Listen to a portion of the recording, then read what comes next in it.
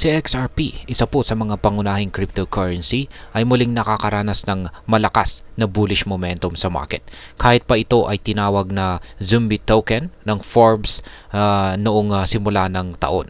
Sa kabila po ng mga negatibong komento, si XRP ay umakyat ng higit sa 200% nitong nakaraang buwan at 290% sa kanyang year-to-date performance.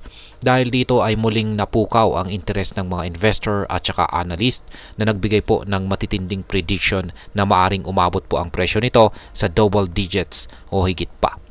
At ayan po ang siyang ating pag-uusapan sa video na ito. Pero bago po tayo magpatuloy ay nais ko lamang po munang bigyang linaw ang aking disclaimer kung saan ang nilalaman po ng video na ito ay hindi po ito isang financial advice.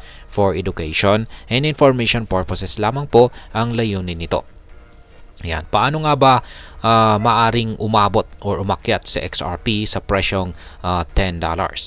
Ayon po sa isang sikat na crypto analyst na si Dark Defender, sa XRP ay may posibilidad na umabot po sa $10 sa kasalukuyang market cycle na ito. Ginamit po niya ang kanyang Elliott Wave Theory, isang sikat na analysis tool upang ipakita ang posibleng pag-akyat ni XRP sa $18 sa susunod na taon. Yan, or next year. Sa kasalukuyan, ang mga mahalagang support levels tulad po ng 1.8815 at 2.1322 ang siyang nagsisilbing pundasyon para sa patuloy na pagtaas ng presyo ng XRP. Ang kasalukuyang target range, ayan po yung kanyang chart dito.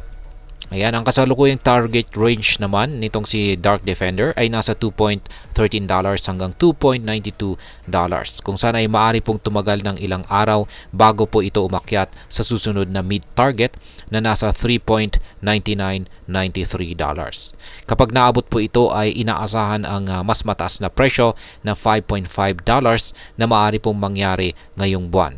Kung magpapatuloy po ang malakas na suporta ng market, malaki po ang posibilidad na maabot na XRP ang $10 o higit pa sa darating na taon. Ngayon ay ano naman po ang sinasabi ng iba pang mga eksperto or mga crypto expert. Yan, nandito naman po si Ginoong Egrag Crypto. Isa rin po siyang kilalang analyst kung saan ay nagbigay po siya ng kanyang sariling pananaw ukol sa galaw ng presyo ng XRP. Ayon po sa kanya, ang isang bounce mula sa support level na $2.1970 ay magpapalakas sa bullish continuation kung saan ay maaring magdala ng mas mataas na presyo sa mga susunod na buwan. Sa kabila po ng posibilidad ng pagbaba hanggang sa $1.63 kung mabasag po ang support level nito, naniniwala siyang si XRP ay may kakayang mag-rally papunta sa double digits. Hindi lamang ito usapin ng technical analysis, maging ang mga pagbabago po sa regulasyon sa US ay maaaring magdala na rin ng malaking epekto kay XRP. Ang pagkakatalaga po kay Ginoong Paul Atkins bilang bagong US SEC Chairman na kilala bilang pro-crypto ay nagdudulot na rin po ng pag-asa na maaring matapos ang mga legal na kaso laban kay Ripple, ang kumpanyang nasa likod ni XRP. Ngayon ay ano naman po ang ibig sabihin ng mga prediksyong ito para sa atin bilang mga Pinoy crypto trader o investor ni XRP. Ayan, ang posibilidad po na umabot si XRP sa presyong $10 ay maaari pong magbigay ng malaking kita lalo na kung nakabili po tayo noong mababa pa talaga ang presyo ni XRP. Ang kasalukuyang rally po ng XRP ay nagpapakita na ang crypto market ay patuloy po na nagbibigay ng oportunidad para sa mga handang magtiwala at maghintay ng tamang panahon. Gayunpaman ay mahalaga ring maging maingat. Narito po ang ilang mga tips para sa mga kapwa Pinoy trader at saka investor natin dito.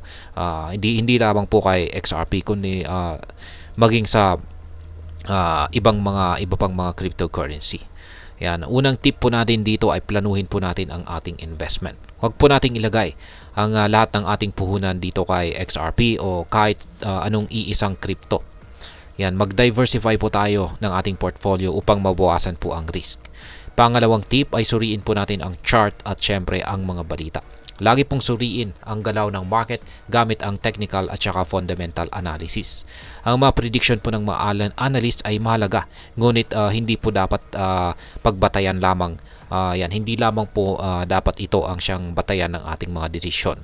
At ang pangatlong tip ay maging handa po tayo sa volatility. Ang cryptocurrency ay likas po na pabago-bago.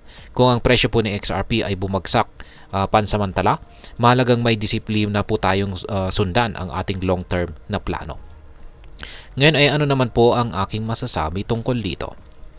Sa XRP ay isa po sa mga cryptocurrency na may malakas na suporta mula sa community at malawak na aplikasyon, lalo na sa cross-border payments.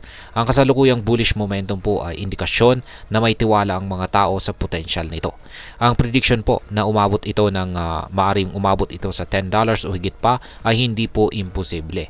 Ngunit ito po ay nakasalalay sa maraming bagay tulad po ng regulasyon, adoption at saka market sentiment. Para sa mga Pinoy, ito rin ay patunay na ang cryptocurrency ay nagiging mas accessible at kapaki-pakinabang. Ang mahalaga lamang ay mag-invest po tayo ng may sapat na kaalaman at huwag po tayong umasa lamang sa hype o tsamba. Yan, or tsambahan. Ngayon sa XRP po ay patuloy na lumalaban sa kabila ng negatibong reputasyon nito bilang zombie token. Sa kasalukuyang momentum, malaki po ang potensyal nitong maabot ang $10 o higit pa, lalo na kung susuportahan ito ng maayos na regulasyon at positibong market sentiment.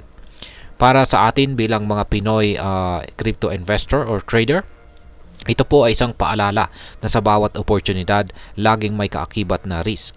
Kaya't kailangan po ng disiplina, kaalaman at syempre tamang timing. At ayan, hanggang dito na lamang po tayo sa video na ito mga ka-crypto.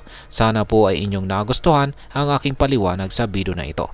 Kung inyo po itong nagustuhan, pakiclick lamang po ang like button nito.